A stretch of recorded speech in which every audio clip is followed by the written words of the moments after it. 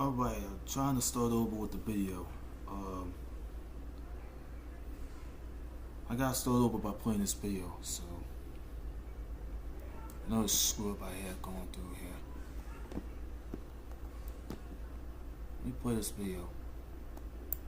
The biggest news story this weekend in the world of pro wrestling is the return of R-Truth to WWE. He showed up at the end of Money in the Bank, stopped John Cena and Logan Paul from defeating Cody Rhodes and Jey Uso in the main event. Everybody went crazy. Everybody is celebrating his return to the WWE. Everyone is happy. Everyone should be happy about his return. But the discussion is it a work? Did WWE work us? Did WWE fool us? Was this all a part of the plan? Or is this a shoot?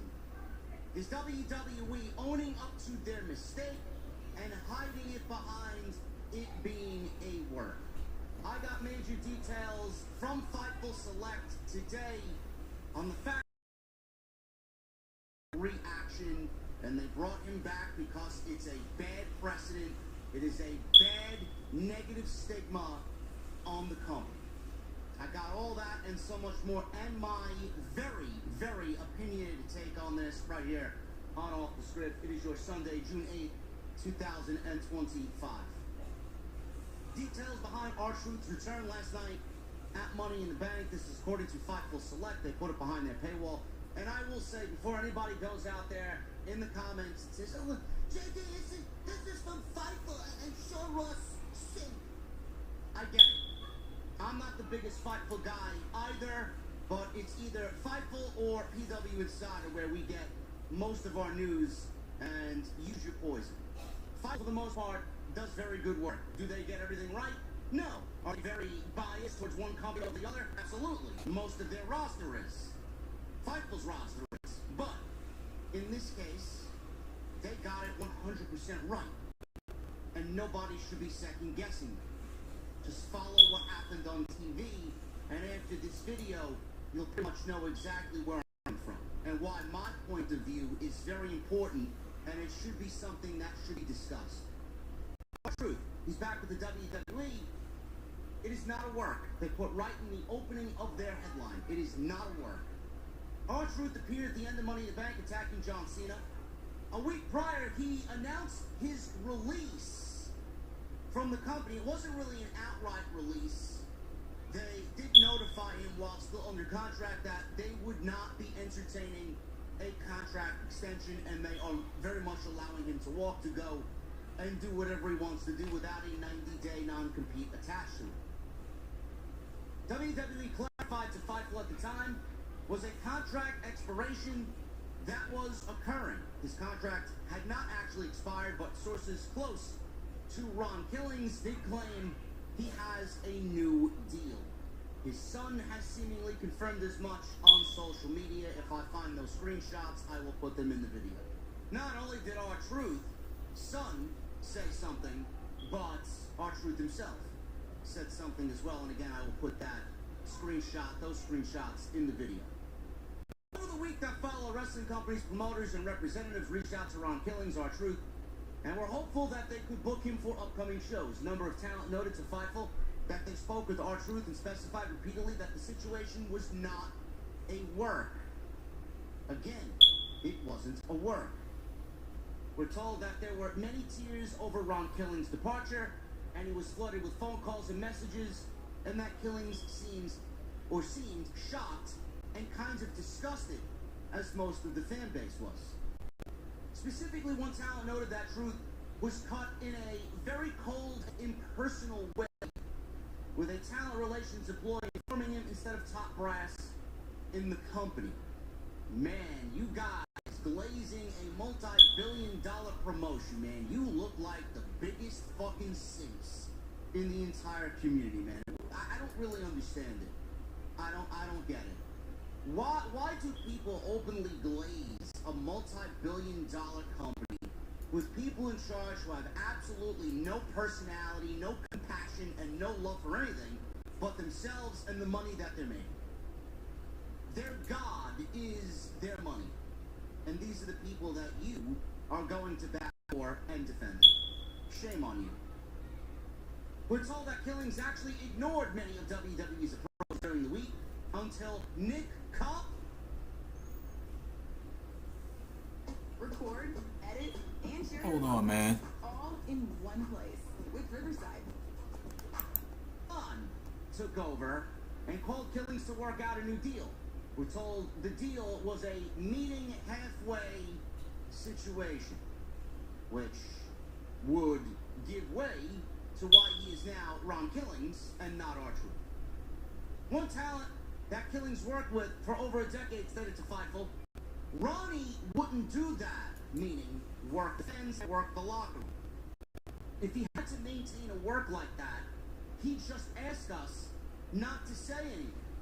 He would never lie to us about that. I think Paul Levesque knows that lying to or working the locker room is horrible taste. In response to Triple H claiming R-Truth's departure and appearance was all a part of the show, a number of talent reached out to outright claim the opposite. Triple H went into the Money in the Bank post-show media scrum, and someone had asked about the R-Truth situation and him being let go. Was it something that they thought of and corrected because the release, the fact that they let him walk was all a mistake? They shouldn't have done that. Triple H said, "Did you enjoy the show?" Guy replied back, "Yeah, I enjoyed the show. It's all part of the show." And Triple H moved on to the next question. Nobody sitting here should expect Triple H to give you an answer that is owning up to his mistake. Of course he was going to give an answer like that. Of course he was going to say, "Yeah, it's all part of the show. Did you enjoy the show?" Sure, it's all part of the show. This is all part of it. This is all a part of our show. Sure thing, bro. Sure thing. Another talent, Killing's son, calling Cap on Triple H's comments and said, "See, you can't control all of these conversations." Another veteran responded to the situation saying, "I can tell Hunter doesn't like it. He doesn't like the fans hijacking creative," before elaborating the belief of it being an elaborate plan in a very colorful manner. Throughout the week, one of Killing's friends in the company said, "It's hard to feel good when we fired Santa Claus." Obviously, the mood was much different, with everyone excited to see R-Truth make a return. PW Insider reports the deal came together in the last 72 hours. Midway through the show, Fightful reported that there was a surprise planned for the end of the show, but at the time, we didn't know what that was. Staff, talent, and the majority of WWE was kept completely in the dark until before the match, with a few people and talent in the know. The return was kept very close to the vest for obvious reasons. Triple H went out to the post-show media room and said, "Did you enjoy the show?" Guy replied, "Yeah, it's all a part of the show." Triple H, he lied to everybody. He blatantly lied to everybody. And he made his post-show media scrums look as bad as Tony Khan's post-show media scrums. They're a joke. They're nothing more than scripted garbage with wannabe fucking content creators, wannabe journalists sitting there hoping to glaze and get some viral clicks off of some stupid fucking question at the post-show media scrum to set talent. Triple H said what he said because Triple H cannot own up to his mistake. Triple H said what he said because it was a way to deflect the heat off of him, because he was one of the people that made this decision to let R-Truth walk. Was he the only person to make this decision to let R-Truth walk? No. It was a collaborative effort. It was Triple H, I'm sure it was Bruce Pritchard, Nick Khan, and some other bigwigs in WWE that we might not know of. The figureheads, the key figureheads, the key people in charge that we know of who are in charge of this thing, they made the decision to let R-Truth go. They did not know how to handle the negative feedback. On top of all the other negative feedback that Triple H is getting, with the creative being piss poor and boring, WrestleMania being otherwise a fucking creative failure, John Cena's heel run being a complete miss in 2025, and everything else that's happening. We had the releases after WrestleMania, then we had these releases, then one of them being R-Truth, and just the Rock story that's coming out, and Triple H supposedly having 18 months on as the COO, and he's going to be replaced by The Rock, and Brian Gewirtz, and all these other stories coming on out. There's nothing more than negative stories about Triple H, and they keep snow piling on top of one another, and it's just a bad look. He doesn't know how to weather that storm. When Triple H has his back against the wall, he's either going to do one thing, and if it's not that one thing, it's going to be the complete opposite. Like he did last night. It's all part of the show. He's going to pretend like his work was great. He's going to pretend like he had nothing to do with it. He's going to pretend to you that it's all part of the show. On the other side, we saw what he said during WrestleMania, where he blasted the fans. I can't stand when the fans are vocal on social media. Shut the fuck up and enjoy the show. That's Triple H not knowing and not understanding how to handle the heat. He's in the kitchen, and that flame is burning a little bit too hot, bro. He doesn't know. There's no middle ground with Triple H. It's either, yeah, my shit's great, or shut the fuck up and enjoy the show. Both are complete defense mechanisms. There's no in between. So he went out there and said, yeah, it's all part of the show. No, it's not. It's not part of the fucking show. How could you blatantly say that's part of the show when we all saw what exactly you did in the lead up to Money in the Bank? All you needed to do was come out there and say, yeah, we made a mistake. We shouldn't have done that, and we're glad that he's back, and we did it for you guys. We listened, we heard you, and we applied all of that energy and brought the guy that you wanted back to tell him. That's all you need to say. That's all you needed to say. Is it so difficult for a multi-billion-dollar company to own up to the fact that they made a mistake? I would love one of these companies, I would love one of these fucking promoters to just own up to a mistake. You made a mistake, bro. You fucked up. Own up to it. Then you got Triple H saying it's all part of the show, which leads everybody to fucking go to bat for him and raise the flag and soldier on and fight the good fight for Triple H. You got all these people. Oh, the podcasters were worked. Oh, the dirt sheets were worked. Oh, Shaq was worked, and Mike Johnson was worked, and Meltzer was worked, and all these people, JD was worked, and Solo Monster was worked, and all these people. We weren't worked. You're just a fucking idiot. You're an idiot who can't decipher what you're watching and apply it to what's going on here. It's not a work. Triple H doesn't need you to go to bat for him. I don't understand why you're going to bat for a multi-billion-dollar company that made a decision and let someone go and factored loyalty as insignificant. Oh, why don't you just enjoy the show? He's back. It doesn't matter if it's a work or shoot. Yes, it does. It absolutely does. They made a mistake. They fucked up. They should own up to the mistake that they made and apologize. This is why I said I don't know why you want it to be a work. Oh, but we want surprises. What happens? What happens to the fan base when they know everything? Why don't you just be a fan and enjoy the fact that we were worked and surprised? We were still surprised. We were surprised. We were surprised that he was back, and we were more surprised that they actually owned up to their mistake to bring him back. It doesn't stop there, though. It shouldn't stop there. I said this last night. You made a multi-billion-dollar company because of your chants, because of your hashtags, because of your voice. You made a multi-billion-dollar company bend a fucking knee and do what you wanted. Why the fuck would I want that to be a work? Should they now work it into the storyline? Absolutely. That's the only part of it that is work. They're now working this into the story because of their fuck up. Now you're gonna work it into what you see going on into SummerSlam. It's the only part of it that is a work. The release was not a work. Bringing him back was not a work. Was this planned? No. No! It's all real. It all happened. This is how dense people are. This guy wrestled John Cena at Saturday night's main event. They did nothing before building into the match. They just put the match out there. After the match was over, nothing was a follow-up.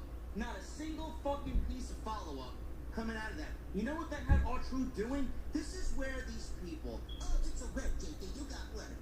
This is where pro wrestling fans just expose themselves as the biggest fucking idiots in any community on social media.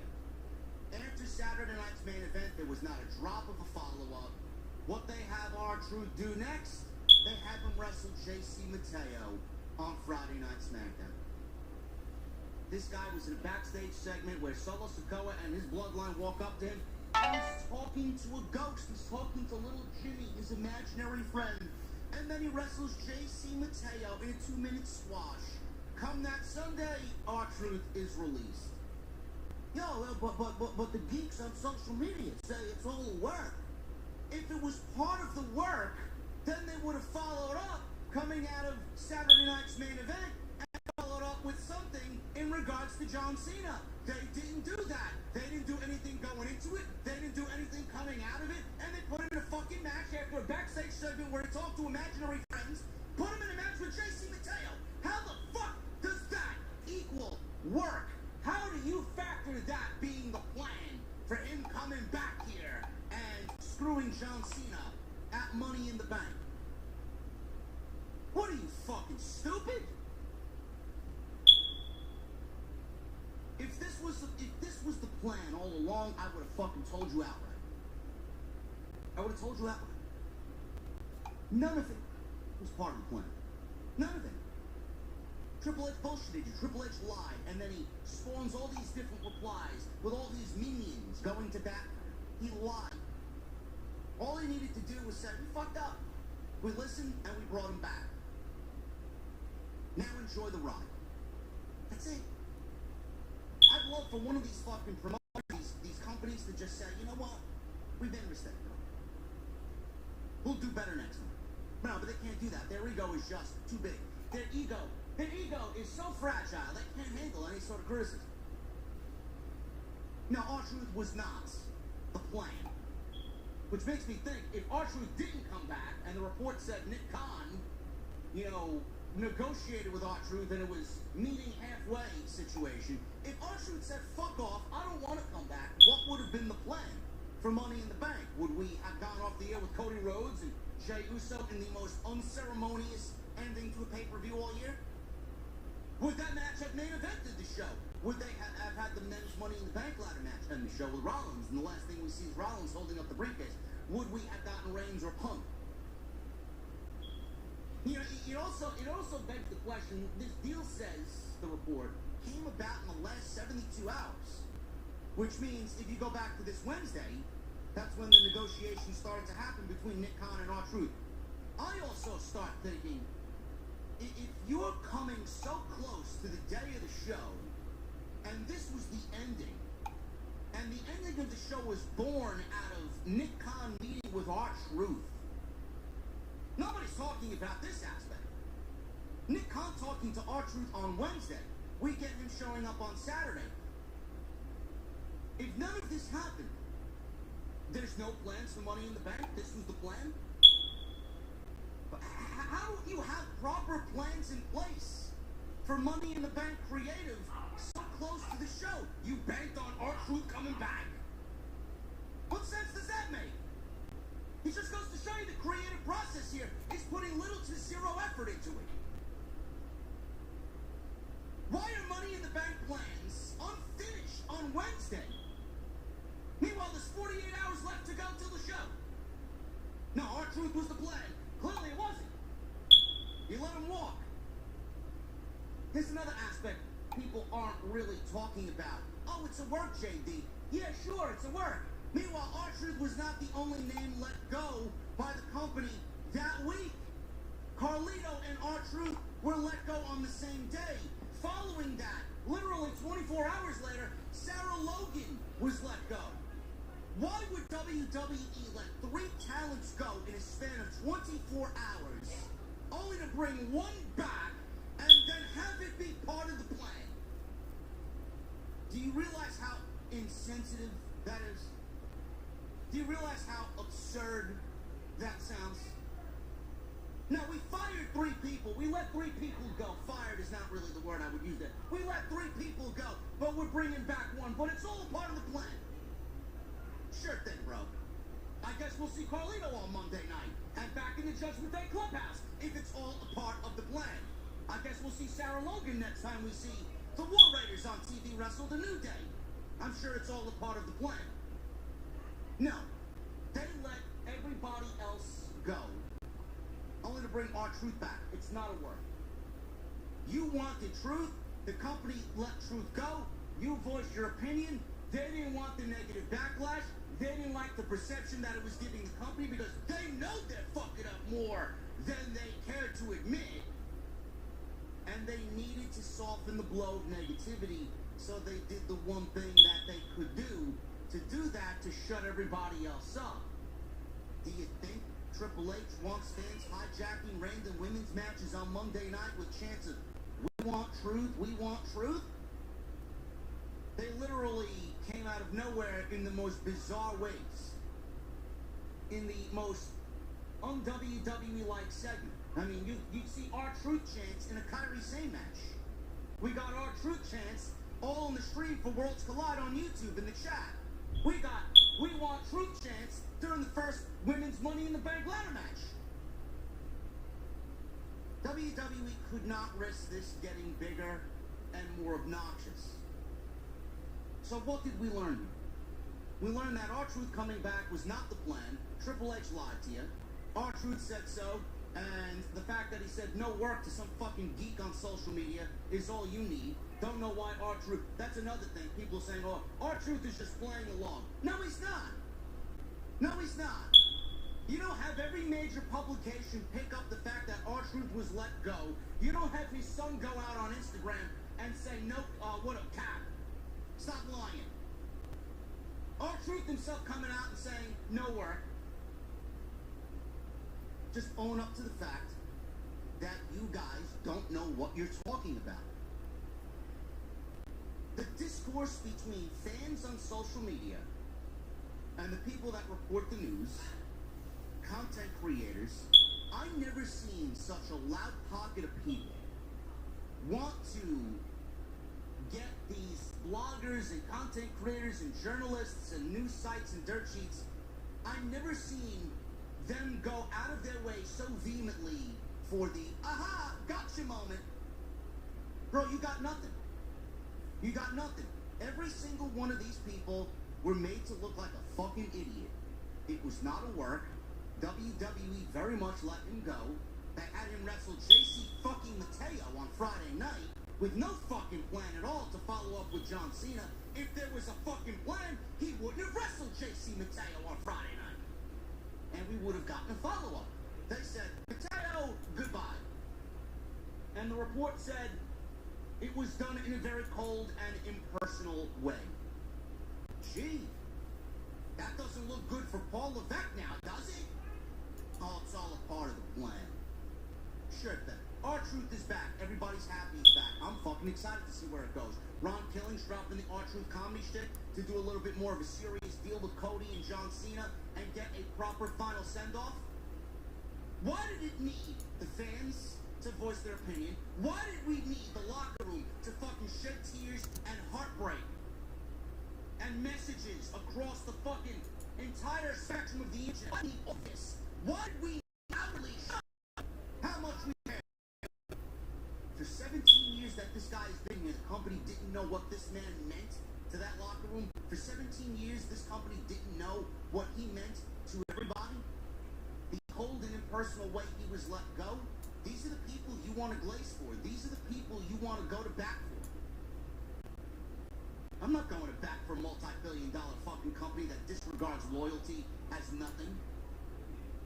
You let somebody that everybody genuinely loves go for absolutely no reason.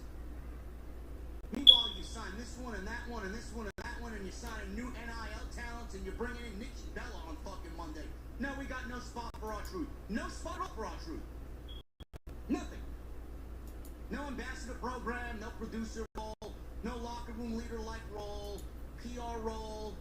No, you got nothing for him. Absolutely zero role for him after 17 years. These are the people you want to go back for. Everybody that claimed you got worked, you were made to look like a fucking idiot, and you should all be ashamed of yourself. You should not want it to be a work. You were all genuinely shocked anyway. You got your shock and awe. You got your story now.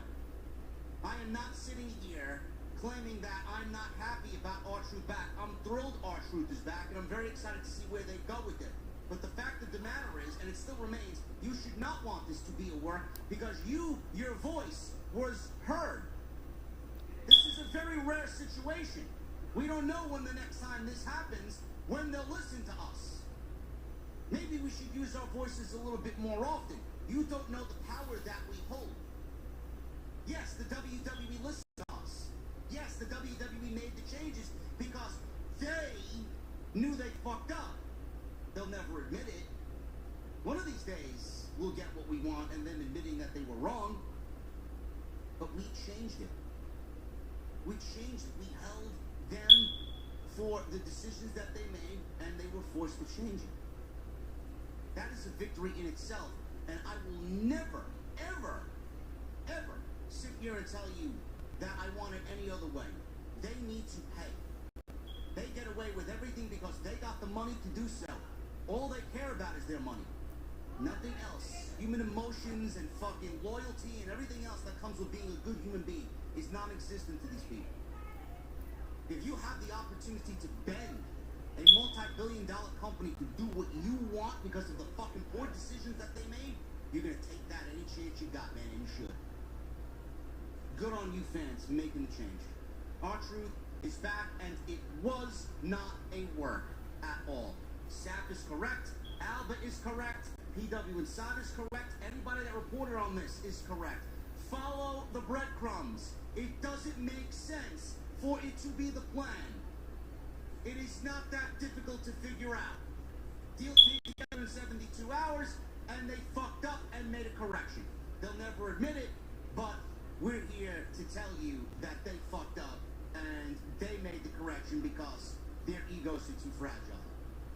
That's my job, to tell you that they fucked up, and the reason why they did what they did is because they can't admit that they were wrong. R-Truth is back. I'm excited to see where it goes. Thank you very much for all of your support. If you enjoyed today's video, make sure you hit that thumbs up down below. Hit that subscribe button down below as well.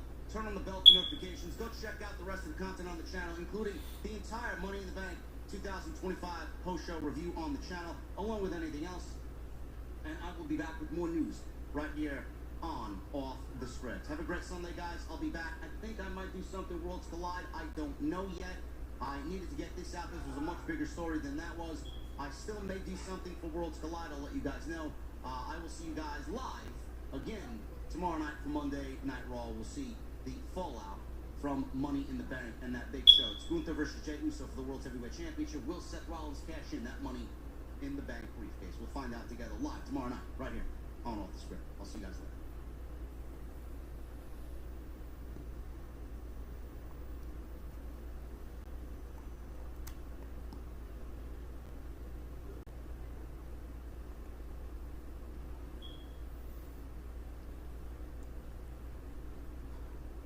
Man, it was so goddamn sad that my grandfather couldn't even live long enough to stay alive to the Subway Father's Day.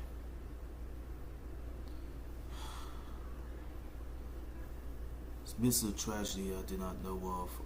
Yesterday, my grandfather, James Clarence Shaw Sr., has passed away and died. He was 85 years old.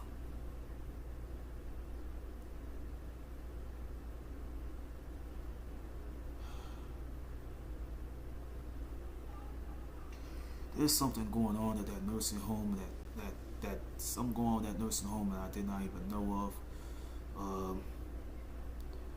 I think you had to blame the nursing home. Blame the nursing home that the nursing home, the old folks home that he was in.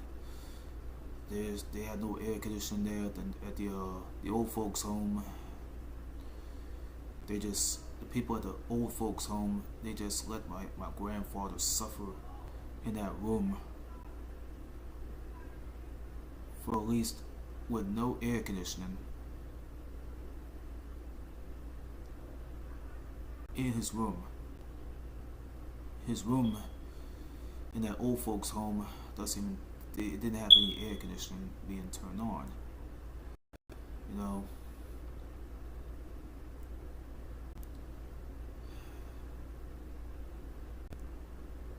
I think they had to investigate, you know, what caused him to suffer.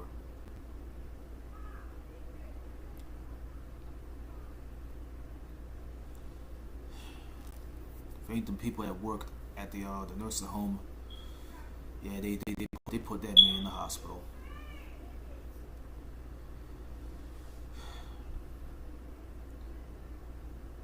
My aunt, she was taking care of him, you know, almost every day. So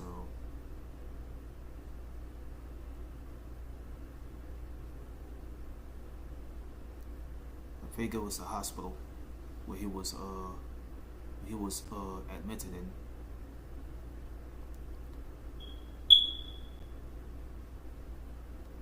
They could have so the people at the hospital could have put him on, you know, on the hospital bed and let him stay bedridden. But then he took his last breath and died. Yeah. It tore my sister up that my grandfather had died at the age of 85. It hurt my grandfather. Not my grandfather. It hurt my sister. It hurt my sister. It hurt and cut her. It cut her down, man. Me especially. It hurt me. It cut me too. My cousin Jonique. See, Jonique, my cousin. She was hurt. She was hurt. By my grandfather's passing. So rest in peace to my grandfather, James Curran Shaw Sr. Yes, James Shaw Sr. and you know what I'm saying, born in 1940 and died this year.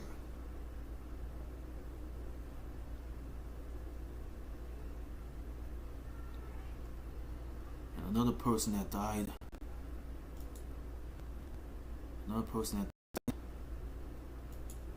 Hold on.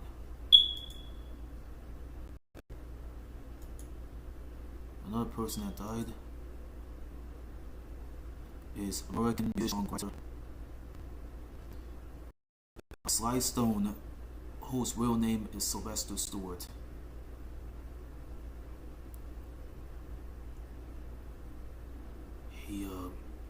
He died on June 9th.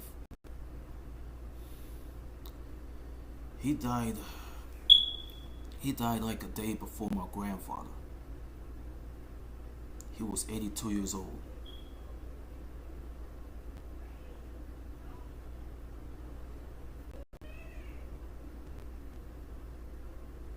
He was born on March 15th, 1943.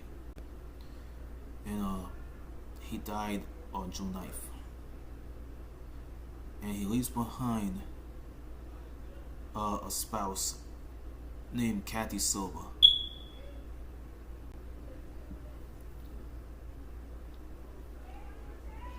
And 3 children,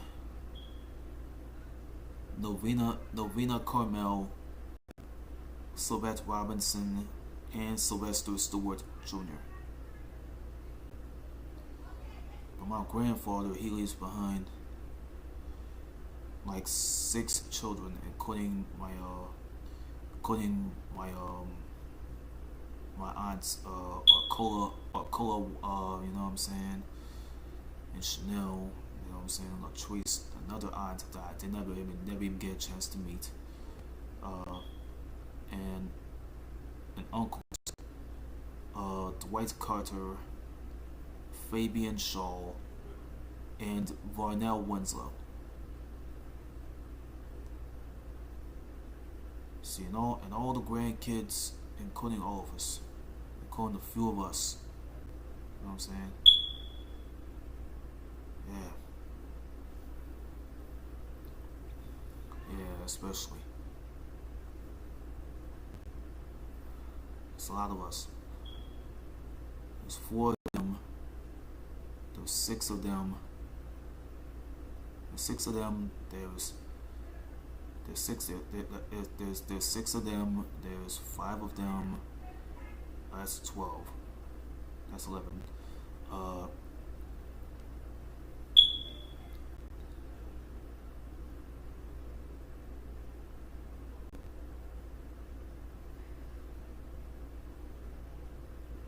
Okay.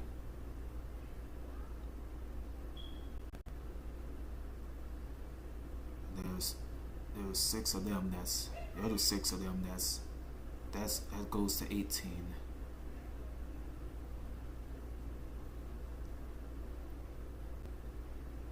Okay. There's 4 of them. That makes about 22 grandchildren. That's all 22 of us. So that's what he leaves behind. It's all 22 of us, his grandchildren. So he leaves behind his siblings, who had to be an aunt of mine I knew of. Well, her name was Dorothy James. You know what I'm saying? I knew my great aunt. I already knew her. I knew all about her. She already knew about me. So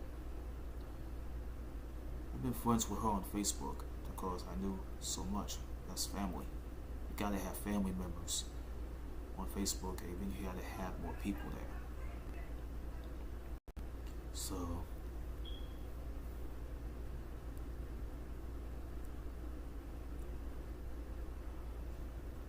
see, but even though my grandfather had died, like I think it was yesterday, it was probably like what, June 9th or June 10th. So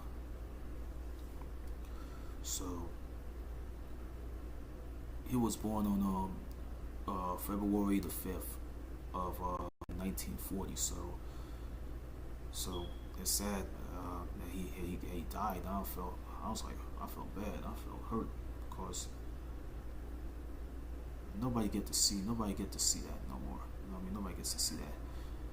But that's the only way to end his suffering. I mean, God already got him, so he called for him to come home. So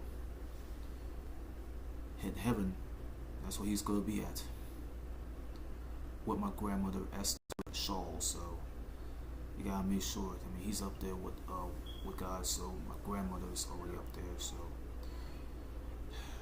but they both be resting in peace, Cohen. You know what I'm saying?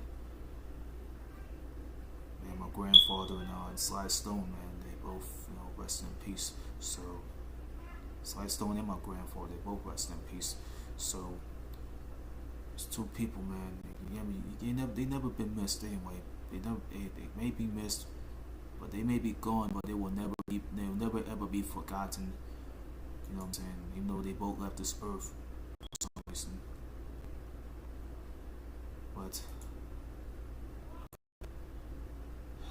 it's bad, you lose people, you lose a loved one, you couldn't even gain one back. But today I was already heading to Walmart, you know what I'm saying?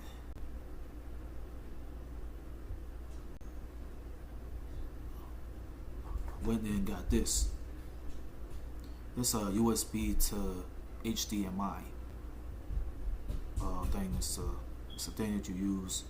Yeah, I use that to hook the whatchamacallit. So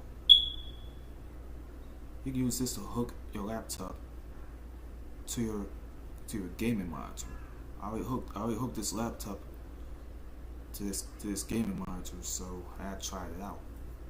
It's the only way for me to watch a show is to hook it through the thing. You have to put it through the whatchamacallit, so you have to make sure it's working. I mean, I gotta make sure that I didn't even try to make those mistakes. But nobody was even learning anything about it until it became more sad.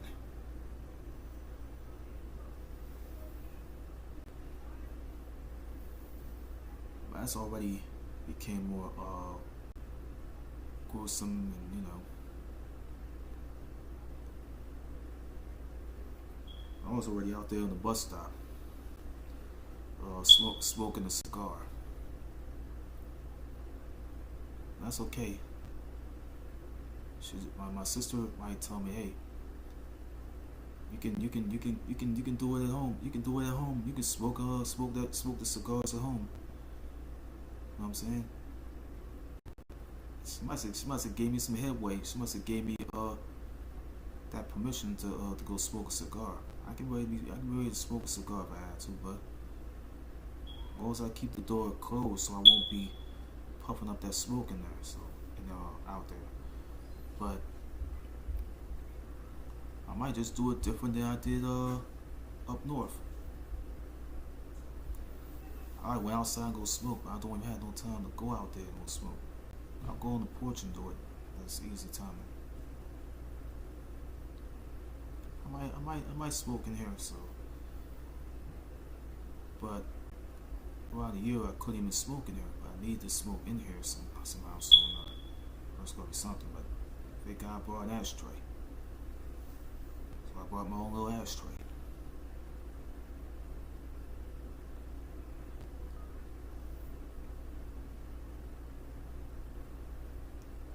Oh, I already replaced that video that was already been blocked with this video. It's a way to open up some, a way to the sword to heal the wounds, and and bandage them up. I'm about to be finishing this video. It's probably like 10 o'clock at night.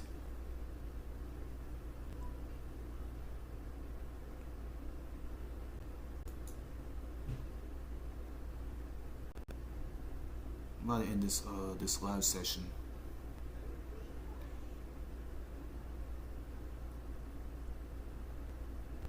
All you gotta do is drop a comment below. If you say that this video is nice, say the video is nice. And after I'm done with this video, you can go ahead and drop a comment below. I'm about to be finished with this video and do some other things.